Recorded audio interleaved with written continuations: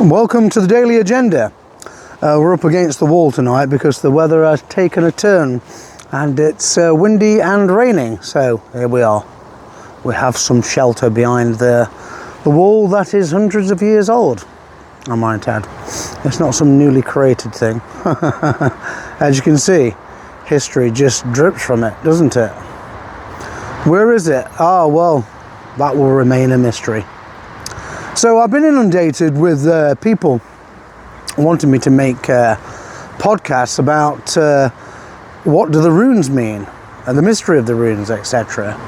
Should anyone really disclose the mystery of the runes? In all honesty, what do the runes mean? Well, I think I made that quite clear before in the book about the book Shadow Soul, in which I said that there's a totally alternative way of understanding what the runes mean using extrasensory perception, ESP, and instead of just sticking to the straightforward literary interpretation of the runes. And it was something I developed years ago with a friend when we were experimenting with the runes in Nottingham in the Theosophical Society, and we spoke about the different ways in which we could gain more knowledge from the runes and what they actually meant, what they meant to us, and if they would speak to us in any way. I don't mean, having a conversation like with Fred Bloggs in the street. That's not what I mean at all. No, it means something totally different. What knowledge would they impart to us? What would we learn from it? Which is the whole point of the runes. And so we came up with the concept of, well, we should sleep with a different rune under our pillow each night and see what dreams we had, because that would be the rune imparting its knowledge and its meaning to us. And it actually does work, because each night you have a completely different dream, and it's very topical, and it's usually about the dream. So for example, if you put auras under your pillow and that night you have a dream about being strong or needing to be strong, or that you've suddenly become strong and you wake up feeling much stronger than you did the night before, and that is the power of auras, because its symbol is the wild urok. I'll do it that way because you can see it's actually in frame. The wild urok.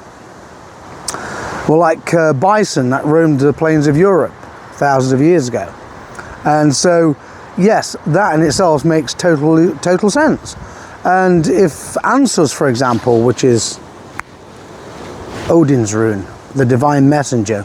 So if you sleep that with that under your pillow and combine it with something like a light blue crystal, or even lapis lazuli, a stone of the gods, then obviously you may well have a dream about communications, about flying, about being in a totally different space, and that is elevating you to a different level of understanding, or what other people will call a domain, a realm, And so this is what we came up with, instead of just reading a book about the runes or going on the internet as it is now, because there wasn't so much internet back then at all, very little.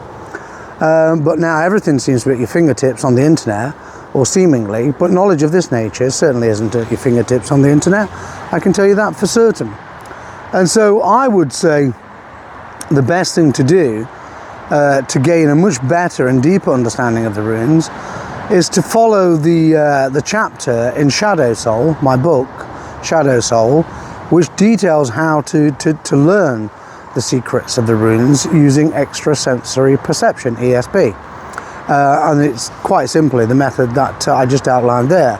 Put a different rune under your pillow each night until you've worked your way through the entire Elder Futhark, and see what comes to you. And once you've done that, if you want to take it further, then obviously you could take the Anglo-Saxon Futhark and do exactly the same procedure there and see what comes to you, because that is far more extensive and colourful and interesting, I think.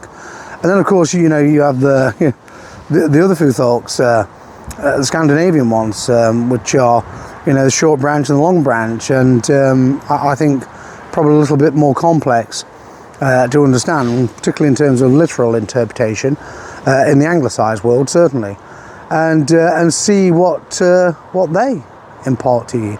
You can literally do it with anything. Literally do it with anything. You know, you could get a ring that meant something to you that's been passed down through the centuries in your family, or just a few decades, and put that under your pillow and see what comes to you. And that's extrasensory perception, because in the dream state, the sleep state, the mind is much more susceptible to information that is not readily seen with the waking eye. And as long as you absorb it and you're aware of it the next morning and can put it into a logical format and then explain it to the world, then it's a good thing. It expands your knowledge. I've no time really myself. I'm not a very tolerant man at all, truthfully. I'm not, for the 10%ers. And the 10%ers are the vast majority of humans who simply go through life using only 10% of their brains, and mocking and ridiculing and attacking everyone who tries to expand their brain power. And that's why I call them the 10%ers, because the 10%ers are just cannon fodder. They're the hoi polloi, the plebs, you know, the lemmings. And frankly, do you want the truth? For me, it's a shame to have to share a living space with such things, with such people. I don't enjoy it, and I'm being totally honest with you. I don't enjoy sharing an environment with the 10%ers. To me, they're like oxygen thieves, quite frankly. But we can't all be, you know, non-10%ers, can we? Sadly. I wish we could, in truth. I'm not talking about identikit people or identikit citizens, on the contrary.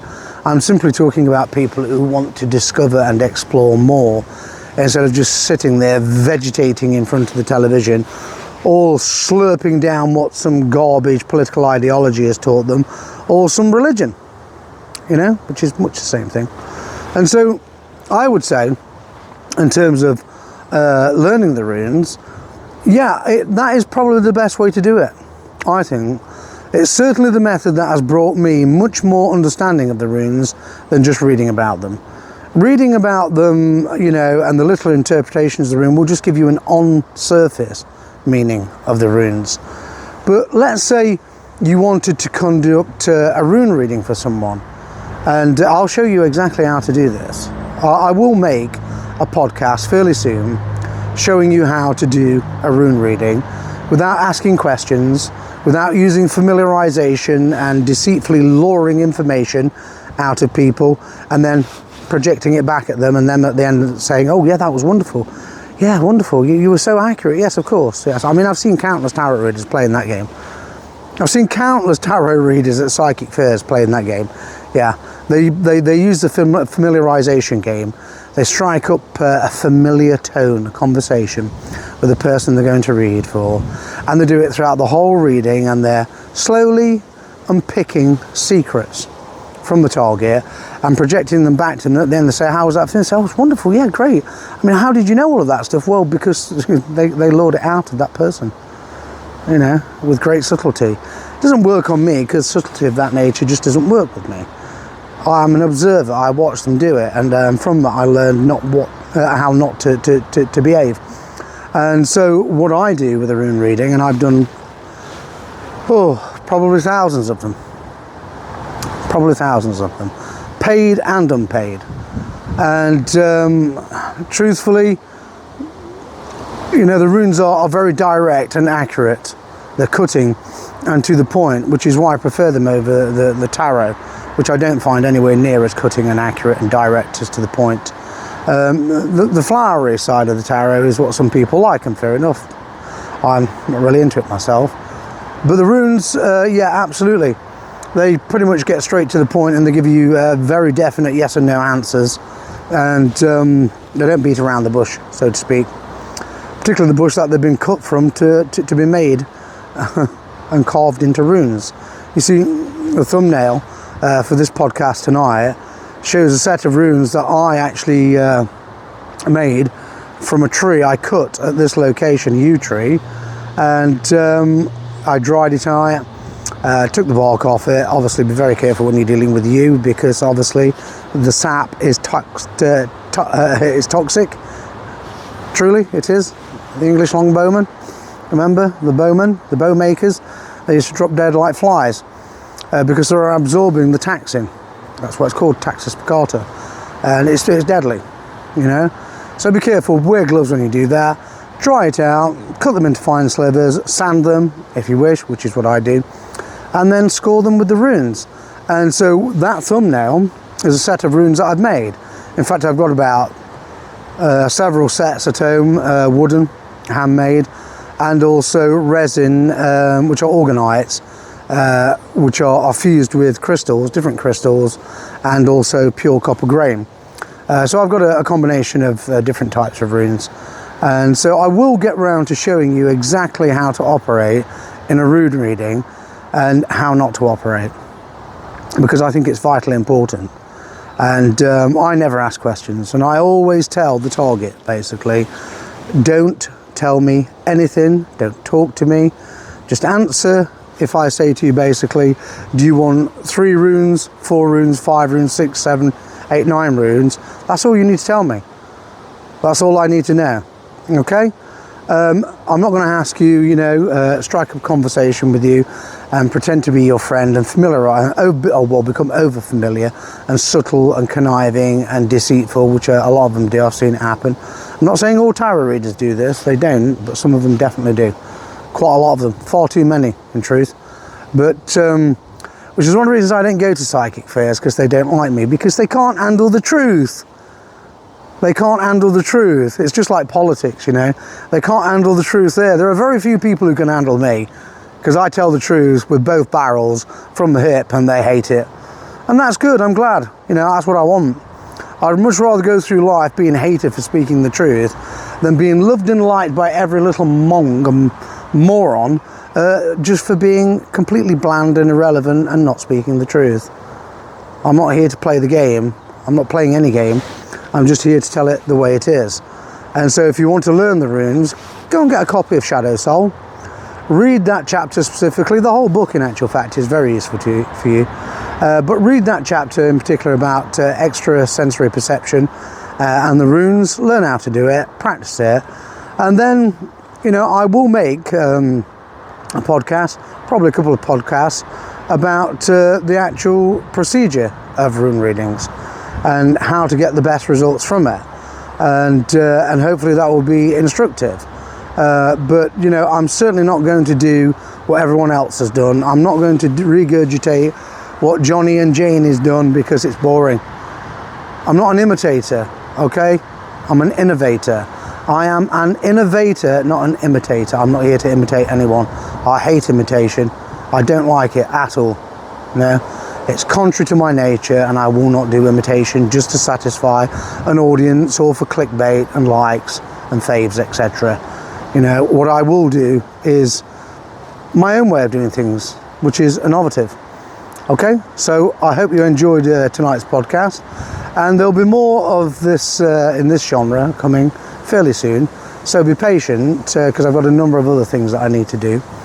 And once I've got those out of the way, I'll get on to doing those podcasts about the runes. Thank you for tuning in.